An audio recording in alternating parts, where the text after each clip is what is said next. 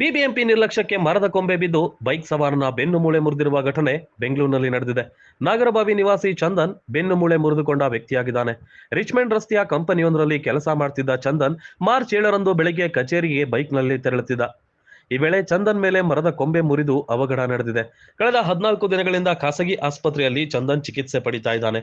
BBMP ಅಧಿಕಾರಿಗಳ ವಿರುದ್ಧ ಕ್ರಮಕ್ಕಾಗಿ ದೂರು ನೀಡಲಾಗಿದ್ದು, ಈ ಸಂಬಂಧ ಅಶೋಕನಗರ ಪೊಲೀಸ್ ಠಾಣೆಯಲ್ಲಿ ಪ್ರಕರಣ ದಾಖಲಾಗಿದೆ.